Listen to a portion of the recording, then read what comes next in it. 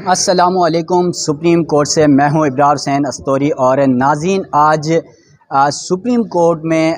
कोयटा में वकील कत्ल जो अब्दुल रज़ाक शर थे, उनके कत्ल के मुकदमे में नामज़द पाकिस्तान तहरीक इंसाफ के चेयरमैन इमरान खान की नामज़दगी के हवाले से मुकदमे की समाअत थी। और आज की समाअत में बड़ी इंटरेस्टेड जो है हेयरिंग हुई है। और ख़ास तौर पर जजेस और वकील अमानुल्लाह किमरानी, जिनका ताल्लुक़ बलूचिस्तान से है, उनके दरमियान तलख़ जुमलों का तबादला हुआ। और ख़ास तौर पे अमानुल्लाह किमरानी की जानिब से जस्टिस मज़ाहिर अली अकबर नकवी और जस्टिस हसन अज़हर रिज़वी पर इल्ज़ामात लगाए गए। और वो क्या इल्ज़ामात हैं और आज कमरे अदालत में किस तरह जो है वो माहौल हैरान कुन हुआ और क्यों ये सब कुछ हुआ। मरियम हैं हमारे साथ मौजूद हैं, जियो से वाबस्ता हैं और कमरे अदालत में हमारे साथ थी आज। तो नाज़रीन को ज़रा मरियम बताएगा कि आज हालांकि समाअत आपको पता है चेयरमैन पाकिस्तान तहरीक इंसाफ इमरान खान की नामज़दगी के हवाले से था, तो ये अचानक किमरानी साहब को कहाँ से ये फीड हुआ, कैसे उन्होंने सोचा। जिस तरह समाज से कबल भी हमने देखा कुछ सहाफ़ियों को जो है वो कह रहे थे कि आज बहुत कुछ जो है ऐसा होगा कि आप हैरान हो जाएंगे, और वाकई ऐसा ही हुआ। तो शुरुआत कैसे हुई थी? आज जब समाअत का आगाज़ हुआ तो एक्सपेक्टेड यही था कि क्योंकि खान साहब अब गिरफ़्तार हो गए हैं और इस वाले मुकदमे में वो गिरफ़्तारी से बचने के लिए ही आए थे, और गिरफ़्तारी से बचने से भी ज़्यादा वो इसलिए आए थे कि एक वकील के केस के अंदर उनको नामज़द नहीं किया जा सकता। लेकिन आज जब समाअत शुरू हुई तो जो वकील कत्ल हुए अब्दुल रज़ाक शर, उनके जो बेटे हैं और ग़ालिबन वो उनके सौतेले बेटे हैं जिन्होंने FIR करा रखी है चेयरमैन PTI के नाम,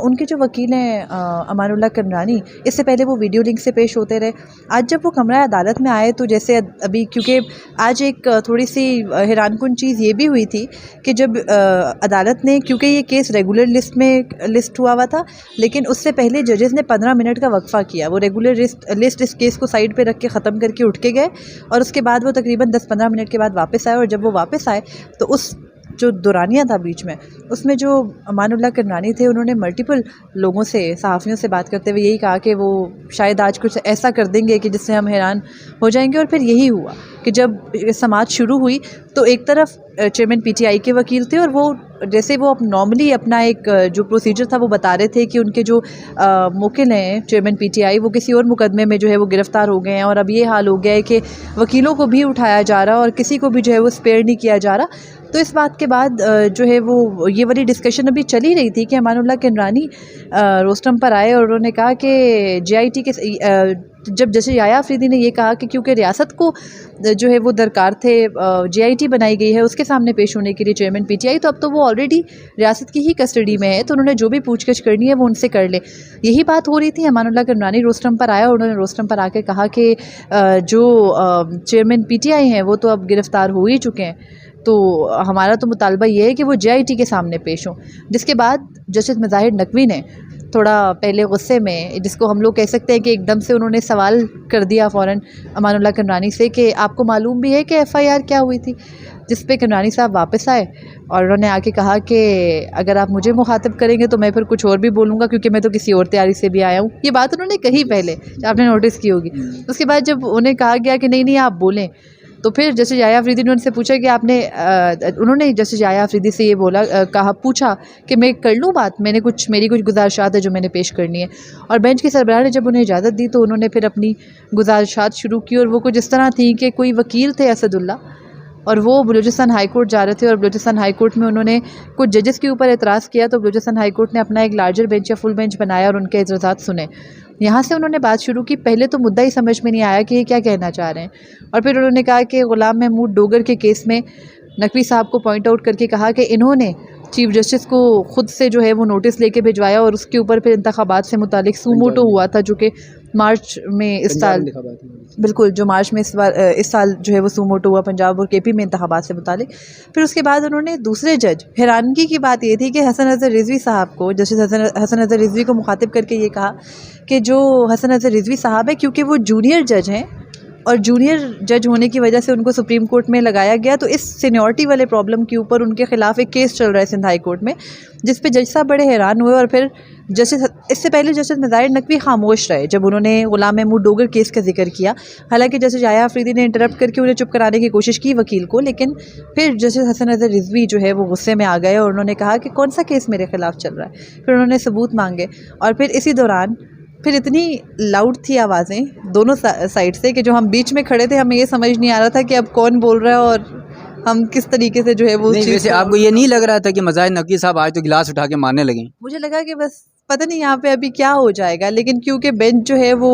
जस्टिस याह्या अफरीदी हेड कर रहे थे और वो जस्टिस याह्या अफरीदी की एवर कामनेस की उन्हें फ़र्क नहीं पड़ रहा था और वो कह रहे थे कि इधर से आप चुप हो जाओ, इधर से आप चुप हो जाओ। और फिर जजेस, ज़ाहिर है जिन दोनों जजेस के ऊपर इल्ज़ाम लग रहा था, उन्होंने तो यही कहना था कि हमारे ख़िलाफ़ सबूत दिखाओ वरना बात मत करो। इसके दौरान एक दफ़ा में ये भी हुआ कि जस्टिस मज़ाहिर नकवी ने कमरानी साहब को मुखातिब करके कहा कि आपको सबूत देने पड़ेंगे जो कुछ आप कह रहे हैं, जो ये बात आप जजेस से कर किस तरह सकते हैं। तो उसके जवाब में कमरानी साहब ने कहा कि मैं आपका ग़ुलाम नहीं हूँ और मैं तो शहरी हूँ और मैं तो वकील हूँ और मैं आप पे एतराज़ कर सकता हूँ। तो उसके बाद मज़ाहिर नकवी साहब ने बड़ा मशहूर जुमला कहा, उन्होंने कहा क्या हम ग़ुलाम हैं। और फिर आखिर में जब ऑर्डर लिखवाना शुरू हुए जैसे याह्या अफरीदी, तो अच्छा एक चीज़ यूजुअली जो हम सुप्रीम कोर्ट में देखते हैं, मेरी बहुत कम ऑब्जर्वेशन है, मेरे सीनियर्स की ज़्यादा होगी मुझे नहीं मालूम, लेकिन आज तक अगर किसी वकील ने किसी जज से बदतमीज़ी की है तो एटलीस्ट ऑर्डर के अंदर या उस टाइम के ऊपर उसको कोई जुर्माना किया जाता है, या इससे पहले ज़माने में सस्पेंड होते रहे इनके जो लाइसेंसेस थे। लेकिन यहाँ पे आज हैरानगी इस चीज़ के ऊपर हुई कि कोई जैसे याह्या अफरीदी काम थे इस सारी सिचुएशन के अंदर, उन्होंने यही कहा बार बार कमरानी साहब को मुखातिब करके कि आप सीनियर लॉयर हैं, आप कोर्ट की सैंक्टिटी का ख्याल करें। और फिर कहा कि अगर आपको कोई रिजर्वेशंस थी तो आप उन्हें इन राइटिंग दे देते। अगर एक बंदे ने इन राइटिंग रिजर्वेशंस नहीं दिए हैं and that thing is going out of control, तो कम से कम आपको ऑर्डर के अंदर कोई इस तरह की बात लिखवानी चाहिए थी कि फ्यूचर में इस तरह का जो रवैया है वो एग्जैक्टली वो डिस्करेज होता, कोई और वकील इस चीज़ को नहीं सीखता। लेकिन वही बात हुई, उन्होंने याह्या साहब ने बार बार इस बात पे ज़ोर दिया कि नहीं आप जो है वो गैर मशरूत माफ़ी मांग लें, गैर मशरूत माफ़ी मांग लें। और इस बात को भी कमरानी साहब ने कंटेस्ट किया। उन्होंने कहा मैं माफ़ी क्यों मांग लूँ, मैं तो ठीक बात कर रहा हूँ, मैं माफ़ी क्यों मांग लूँ, मैं तो एक शहरी होने के तौर पे जजेस के ऊपर एतराज़ कर रहा हूँ। तो अब इस सारी चीज़ों के अंदर प्रॉब्लम ये आता है कि याह्या साहब ने ख़ुद भी कहा कि इस कोर्ट रूम के अंदर बहुत सारे लॉयर्स बैठे हैं, बहुत सारे लोग मौजूद हैं और उनके सामने क्या ये मिसाल बन रही है ये भी देखें, तो आप गैर मशरूत माफ़ी मांगें। इसके बजाय उनको शायद ये भी कहना चाहिए था कि नहीं हम कोई ना कोई जो है वो ऑर्डर पास करेंगे और फिर आप उस ऑर्डर को फेस कर लीजिएगा। लेकिन उन्होंने ये बात नहीं कही और ये बात करने के बजाय उन्होंने जो है वो बार बार इसी चीज़ को कहा कि नहीं आप गैर मशरूत माफ़ी मांग लें। और मैंने तो ये भी नहीं देखा, मतलब मैं अपनी ऑब्जर्वेशन में कह रही हूँ, आई डोंट नो, हो सकता है मैं नोट्स लिख रही हूँ और किसी टाइम पे कमरानी साहब ने कह दिया हो कि मैं माफ़ी मांग रहा हूँ। ऑर्डर लिखवाने से पहले कमरानी साहब ने नहीं इस बात को एक्सेप्ट किया कि वो माफ़ी जो है वो उसको मान रहे हैं या फिर वो एग्जैक्टली कि वो जो है वो गैर मशरूत माफ़ी मांग रहे हैं। लेकिन जब ऑर्डर लिखवाया गया तो ऑर्डर में ये लिख दिया जैसे याह्या अफरीदी ने कि हमने बेंच के सामने आज केस शुरू होते ही ये वाला नुक्ता उठाया गया और ये अदालती वक़ार के ख़िलाफ़ है और हमने इनसे माफ़ी मांगने का कहा। और जब माफ़ी मांगने वाला मुद्दा आया तो बड़ा इंटरेस्टिंग सीन तब हुआ जब जस्टिस मज़ाहिर नकवी ने जैसे याह्या अफरीदी के पीछे से झांक के जस्टिस हसन अज़हर रिजवी से पूछा, क्योंकि दोनों जजेस दूसरी साइड से बैठे हुए थे, तो उन्होंने पूछा कि क्या आपने माफ़ कर दिया। तो उस पर हसन अज़हर रिजवी साहब ने फिर एकदम कहा कि माफ़ इस शर्त पे करूँगा कि अगर ये तहरीरी तौर पर जो इल्ज़ामात लगाए गए हैं उनको वापस लेंगे। फिर इस बात के ऊपर जैसे याह्या अफरीदी को फिर फील हुआ कि नहीं मामला फिर से हीट अप हो रहा है, क्योंकि दोनों जजेस को फिर से उस चीज़ के ऊपर गुस्सा आ रहा था। तो फिर जैसे याह्या अफरीदी ने रुक के ये कहा कि ओके फ़ाइन, मैं आपकी अपॉलॉजी एक्सेप्ट करता हूँ। उन्होंने कमरानी साहब से कहा लेकिन आप रिटन में भी अपॉलॉजी देंगे। अब उस बात को भी कमरानी साहब ने कंटेस्ट किया और उन्होंने कहा कि मैं रिटन में क्यों अपॉलॉजी दूँ, मैं तो माफ़ी मांग चुका हूँ और मैं तो 35 साल से ये इस ओहदे में हूँ। फिर उनकी उस चीज़ को जस्टिस हसन अज़हर रिजवी ने भी रिपीट किया और उन्होंने कहा कि कोई FIR नहीं है, कोई मुकदमा नहीं है, इन्होंने भी हमारे 35 साल जो हम इस सर्व कर रहे हैं, हमारा करियर है, उसके ऊपर एकदम से अपने इल्ज़ामात आयद कर दिए हैं, तो इनको रिटन अपॉलॉजी देनी पड़ेगी। फिर जैसे याह्या अफरीदी ने खुद ही से कहा कि मैं एक्सेप्ट करता हूँ आपकी अपॉलॉजी अनकंडीशनल। और फिर उन्होंने पहले अपने एक तरफ जो उनके बाएं जानिब हसन अज़हर रिजवी बैठे थे उनसे पूछा कि क्या आप अपॉलॉजी एक्सेप्ट करते हैं? तो हसन नज़र रिजवी साहब ने कहा कि इस शर्त पे कि ये रिटन में अपनी जो शिकायत है या जो भी इनका इल्ज़ाम है उसको वापस लेंगे और माफ़ी मांगेंगे।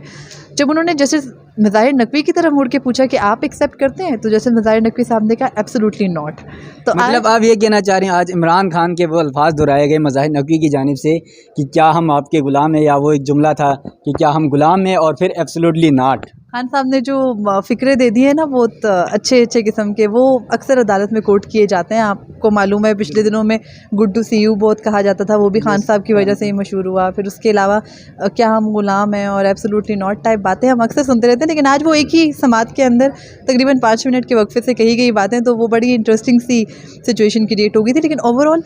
जो आज मतलब जो कुछ भी कोर्ट में हुआ, कोर्ट ऑर्डर, अब जब तक डिटेल कोर्ट ऑर्डर नहीं आता उससे पहले जो शॉर्ट ऑर्डर लिखवाया गया उसमें तो एज सच कोई, जिसे कहते हैं ना कि आपने वकील को ग्रिल तक नहीं किया कि वो उसके करियर पे एक चीज़ तो रहे उसके एंड पे कि आप इस तरह इतने सीनियर लॉयर हो, आप बार्स को हेड करते रहे हैं, क्वेटा बार को, और आप इस तरीके से जजेस को एट एनी टाइम आके पॉइंट आउट खुली अदालत में नहीं कर सकते, वो भी विदाउट एनी रिटन पिटिशन और CMA। तो इस तरह से केस को चलाया गया। फिर जस्टिस जाया अफरीदी, क्योंकि ज़ाहिर है बड़े पिस्ड ऑफ थे, उनसे उनके इर्द गिर्द बैठे जजेस जो है वो बहुत ही बॉयल हो गए थे उस मोमेंट में, और फिर सामने वकील ने भी किसी सूरत हार नहीं मानी। तो उन्होंने फिर चेयरमैन PTI के वकील से पूछा कि आप नेक्स्ट डेट ऑफ हियरिंग कब चाहते हैं। उन्होंने कहा कि आप कभी भी रख लें। आज वो जैसे लतीफ़ खोसा ये चाह रहे थे, वकील लतीफ़ खोसा, कि आज ही इस केस को सुना जाए, लेकिन जैसे जाया अफरीदी ने कहा कि today is not the day, यानी उनके कहने का मतलब था कि अब बस ख़त्म हो चुकी बात। तो उसके बाद बस फिर समात मुलतवी हो गई, और अब समात को 24 अगस्त तक मुलतवी किया गया। मीनवाइल यही कहा गया है कि इस मुकदमे के अंदर, वैसे तो खान साहब गिरफ़्तार है, लेकिन इस मुकदमे के अंदर उनको गिरफ़्तार करके कहीं अटक से मच की तरफ ना ले जाएं, तो उसके लिए मरियम, एक आखिरी सवाल आपसे है कि जिस तरह आज जस्टिस याया अफरीदी इस बेंच की सरबराही कर रहे थे, और आपको पता है ये तासुर भी आम है और ये यकीनन हकीकत भी है कि जस्टिस याया अफरीदी जस्टिस काजी फाइज ईसा के ग्रुप के जो हैं वो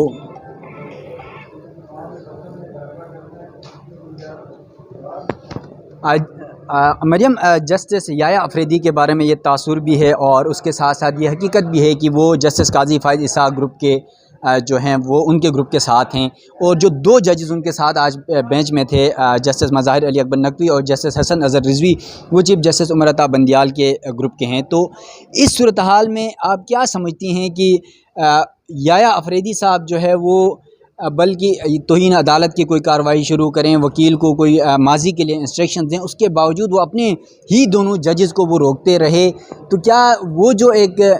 इख्तिलाफ जो नज़र आ रहा था वो आज भी बेंच में नज़र आया? ऐसा नहीं लगा आपको भी? देखिए, आज जो सिचुएशन क्रिएट हो गई थी वो किसी इख्तिलाफ के ऊपर हम उसको नहीं कह सकते। आपके सामने पूरी सिचुएशन थी, एक वकील आए और हम नहीं एक्सपेक्ट कर रहे थे। चलिए, जस्टिस मज़ाहिर अली अकबर नकवी के बारे में एक शिकायत चल भी रही है, हमने पिछले हफ्ते उनका लेटर भी देखा, लेकिन इस तरह से लॉयर्स का एटीट्यूड कि आप कोर्ट में आके जजेस को पॉइंट आउट करे हो, वो भी इस तरह के केसेस में जो टोटली नॉन पॉलिटिकल है और उसका कोई लेना देना नहीं है उन केसेस से। मतलब मैं अभी भी सही बता रही हूँ कि मुझे समझ नहीं आया कि ये एतराज़ किस बुनियाद के ऊपर था। आखिर में किरमानी साहब कह रहे थे कि वो मेरिट्स पे मेरा केस सुना जाए, तो आपको तो लास्ट हियरिंग पे भी सुना गया, आपको उससे लास्ट हियरिंग पे भी सुना गया जब अभी आपको की प्ली इंटरटेन भी नहीं हुई थी, और आपको इस वजह से, और लास्ट हियरिंग इस वजह से नहीं हुई थी क्योंकि किरमानी साहब जो थे उन्होंने इल्तवा मांगा था। तो आपने क्या इस सिचुएशन को क्रिएट करने के लिए लास्ट हियरिंग जो है वो एडजर्न करवाई थी? तो that is something I think court को डिस्करेज करना चाहिए ये एटीट्यूड। ये कहना कि जैसे याया अफरीदी जो है वो दूसरे ग्रुप के हैं और जब वो साथी जजेस के साथ बैठेंगे, देखिए जस्टिस याया और जस्टिस मज़ाहिर का बेंच अब 1 महीना हो गया चल रहा है और हमें इस तरह की कोई तफरीक कहीं नज़र नहीं आई। पॉलिटिकली आइडियोलॉजिकली उनके दरमियान में बहुत सारी चीज़ों में डिफरेंसेस हो सकते हैं, लेकिन डिफरेंसेस का मतलब बिल्कुल भी ये नहीं है कि इस तरह से कोई भी आके किसी भी बंदे की तस्दीक शुरू कर दे विदाउट एनी एविडेंसेस और उसको कोई भी अदालत सपोर्ट करे। अब ऑर्डर क्या आता है उसको जस्टिस याया ही लिखते हैं, क्योंकि आपके सामने जो माफ़ी वाला मामला है उस पर जस्टिस मज़ाहिर नकवी कन्विंस्ड, उन्होंने अदालत में ही इनकार कर दिया। तो इट्स बेसिकली ये 2-1 की जजमेंट है। ये भी हो सकता है कि बाद में जाके उनकी डेलिब्रेशंस हों और वो माफ़ ना करें और कोई जुर्माना आयद कर दें। लेगेसी अदालत की यही है, सेट भी यही होनी चाहिए। मुझे ये लगता है कि अगर यहाँ पर जस्ट इमेजिन कि जस्टिस याया अफरीदी की जगह जस्टिस काजी फाइज ईसा होते तो आई बिलीव कि वो कभी भी इस तरह का एटीट्यूड किसी भी वकील का, चाहे वो कोई भी वकील होता है, इंकरेज ना करते। इसलिए आई थिंक ये वाली सिचुएशन किसी भी जो है वो इस तरह किसी भी जजेस के इख्तिलाफ का मामला इस तरह से नहीं हम इस तरह की सिचुएशंस में डिस्कस कर सकते। तो आई थिंक ये कोई वो जो तासुर है हम सबको मालूम है कि वो तासुर अब तासुर नहीं रहा, वो हकीकत है। लेकिन फ़िलहाल आज वाली सिचुएशन में आई थिंक वो हकीकत इम्प्लाई नहीं होती। नहीं, जस्टिस मज़ाहिर नकवी साहब ने याद हो तो दरमियान में आपको कंदरानी साहब को मुखातिब करके कहा था कि शायद आपको जो सवालात आप यहाँ पर कर रहे हैं वो किसी ने फीड किया हुआ है, किसी ने बताया। वो क्या जुमला था? आपको पता है अभी जो जजेस, आपको पता ही है कि जो जजेस बैठे हुए हैं उनको, उनका एक बहुत बड़ा जो इख्तिलाफ़ है वो गवर्नमेंट के साथ है। तो हाँ, एग्जैक्टली मौजूदा हुकूमत के साथ जो आज जाने वाली है। अब मौजूदा हुकूमत के कंटेक्स्ट में मुझे तो ये जुमला लगा, क्योंकि आपके सामने जब बाहर एहतजाज किया PDM ने सुप्रीम कोर्ट के गेट के ऊपर, तो जस्टिस मज़ाहिर नकवी का नाम मुतअद्दिद बार लिया गया, जस्टिस उमर अता बंदयाल का, चीफ जस्टिस का नाम मुतअद्दिद बार लिया गया और बहुत तज़हीक़ आमेज़ तरीके से लिया गया। मतलब वो इस तरह का तरीका था कि किसी आम बंदे ने भी सुना तो उसने इनकरेज नहीं किया। और वो हमारी टॉप नोच अनफॉर्चुनेटली हमारे पॉलिटिशियंस हैं जो इस तरह की बातें कर रहे थे। उसके बाद हमें अदालत के अंदर से उसका जवाब भी मिला, जब एक हेयरिंग के दौरान चीफ जस्टिस ने, और आई थिंक वो पंजाब इंतखाबात के रिव्यू की हेयरिंग थी, और उसमें चीफ जस्टिस ने अटॉर्नी जनरल के सामने अपना एक तरह से एहतजाज या अपनी मजम्मत रिकॉर्ड करवाई थी कि ये जो एटीट्यूड था ये नहीं होना चाहिए था। तो मुझे ये लगा कि शायद जस्टिस मज़ाहिर नकवी जो आज पॉइंट आउट कर रहे थे कि आप शायद ये एजेंडा या आप शायद ये आपको आज ये करने के लिए ये टास्क सौंपा गया था करने के लिए, तो वो आई थिंक वो गवर्नमेंट की तरफ पॉइंट आउट कर रहे थे। ये जो आप तासुर जिसकी बात करें मैं उसको समझ रही हूँ, वो ठीक नहीं है। दोस्तों, ये मरियम नवाज़ थी हमारे साथ और ये आपको अहवाल बता रही थी आज की समात में किस तरह